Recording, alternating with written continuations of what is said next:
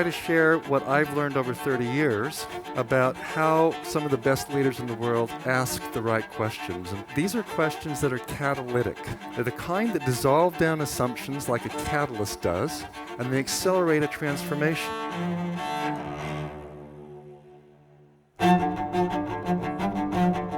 It is scary.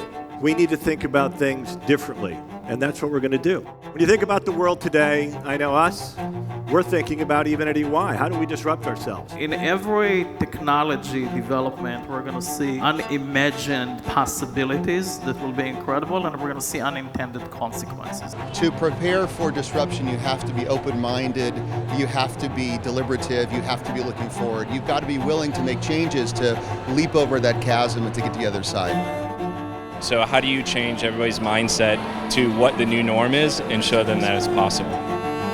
What you really need to do as a leader is let your team tell you what the future entails, and let your team have the freedom to think about and express ideas that might be radical ideas. Too many companies stifle innovation because they have this top-down management structure. Where essentially I ask them to tell me what's a challenge you're stuck on, and then we generate nothing but questions to figure out better questions that might unlock a new solution. What is the piece of your current business model that is already dead, but your company doesn't talk about it, but everybody else around you knows?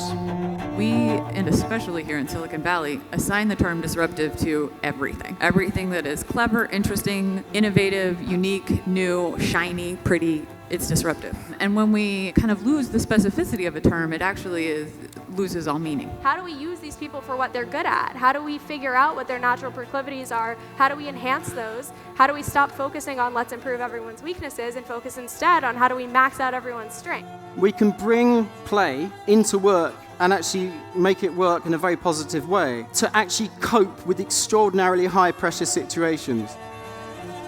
First of all, you've got to put money in it. I mean, there's no question that you actually have to invest. You have to invest in the right technology, the right people, and then making those ideas real.